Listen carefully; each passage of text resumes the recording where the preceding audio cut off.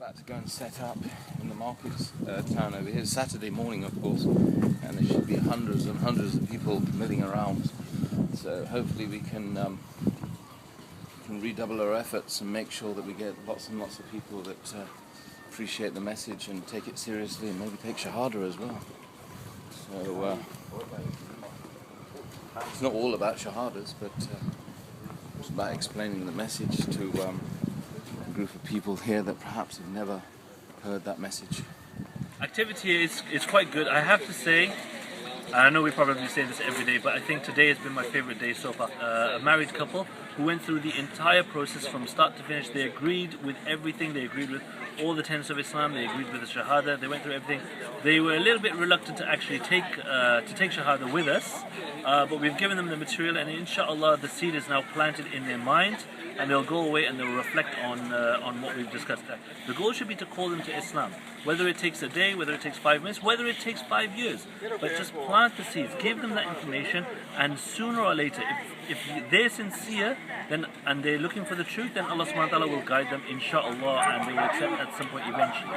So we only have to convey, we don't have to convince. So in that respect, I think today has probably been my favorite day so far, just because of the level of conversation. Get a picture with him, man. Have you got a mobile phone? Okay, let's just do this. But did you recognize him? Yeah, what do? You say after me, Ashadu. You get that right? No, I haven't got that far yet. We've only got this one.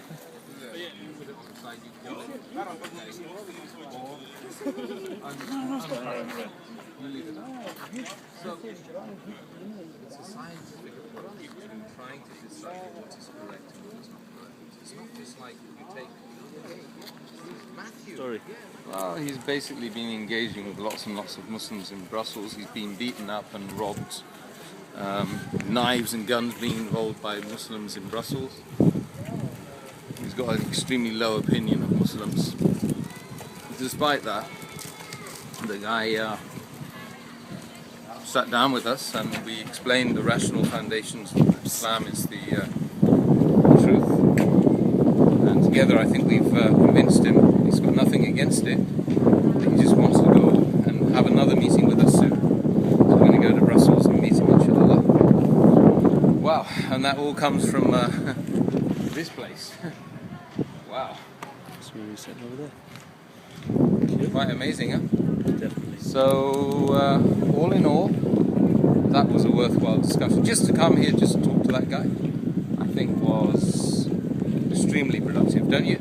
The depth of the conversation isn't really that deep. I know many of you have probably watched, my brother Hamza George's lectures, and mashallah, he has a way with words. But you have to remember that he's on stage talking to people of academia, which is why, obviously, the big words and the fanciful language come out. We're not expecting you to go out on the streets and talk to people in that manner. He's there having a debate in an intellectual, academic field. When you're giving dawah to someone, you can be very simple, very straightforward to them. It's very, very easy, and we don't want you to be put off by things like that. You can learn from things like that, and so long as you understand it, you can find a very simple way to explain it, inshallah. I actually had the mic clip on today, and Brother Ibrahim, who was shadowing me with the video camera, obviously was listening into all my conversations, and he actually mentioned as well that all my conversations were the same, which is exactly what I'm doing. I'm having the same go-rap conversation with everyone.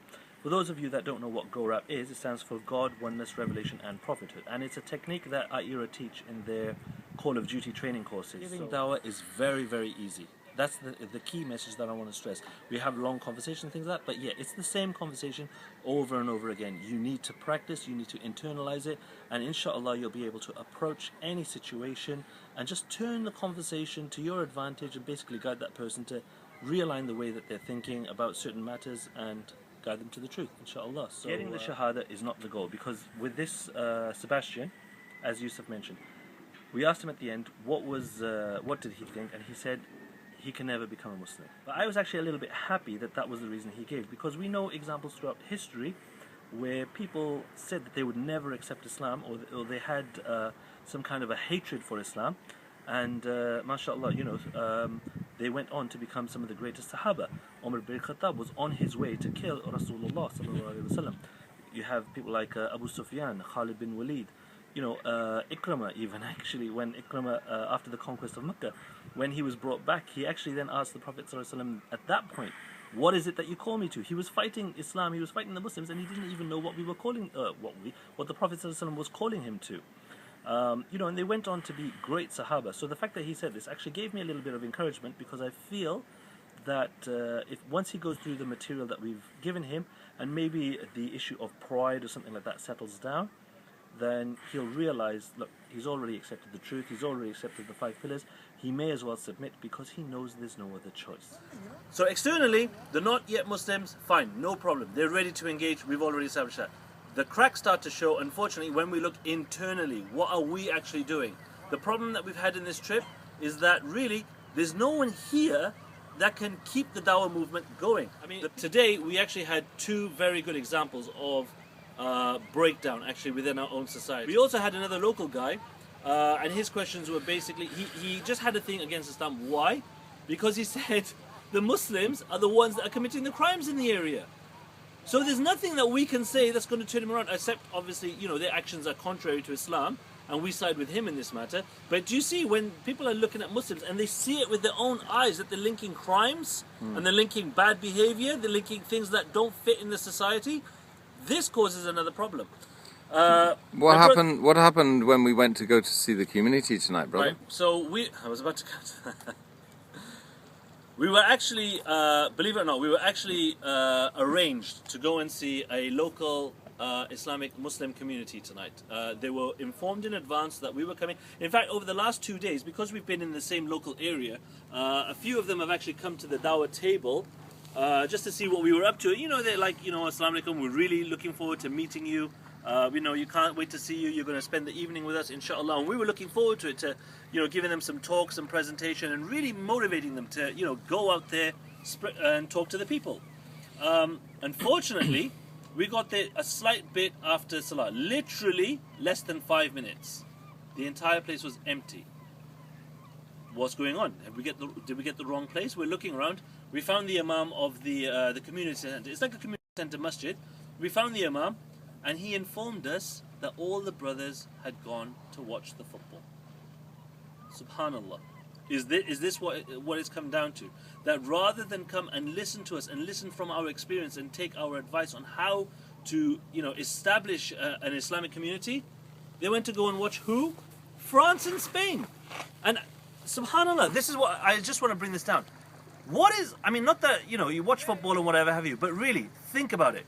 You are, well, not you obviously, but people who take this time and, lose the barakah of something better just to watch football. What have you gained after 90 minutes? Seriously, you've watched 22 half-naked guys showing their, aura, running around, chasing a ball on the pitch. Like, oh my God, what's going to happen next? And after the match, so what? What difference does it make in your life? Is it going to count on your deeds in the akhirah? Could you not have used those 90 minutes for some khair, for something better? This is the problem with the community. We are the problems. These people, they're ready to engage. They haven't heard about it. But the problem is when we explain it to them, or when we show them our behavior, we show them Islam in the worst way. We've got our beards and we commit the worst of crimes, and they associate the two together. How can they not? And then when it comes to actually establishing actions to take things forward, no, we're too busy watching the football. Exactly the same as, Brother Imran mentioned yesterday's video. That, with the Hudhud bird, that's concerned that people are committing shirk, and we're just sitting watching Happy Days. Subhanallah. This is something that we need to change, and it's our responsibility to go out there and make the change. So brothers and sisters, I urge you, think about yourselves, think about the akhirah. When a person takes shahada, it's like getting a second life, because every good deed that they do, it comes on your mizan as well. So really, think about, what are you doing? What are you wasting time? Who are you worshipping? Are you worshipping the TV? Or are you worshipping Allah and working towards His cause to establish Islam on the earth because you believe sincerely that this is for the betterment of humanity? Jazakallah khairan. Assalamu alaikum wa rahmatullahi wa barakatuh.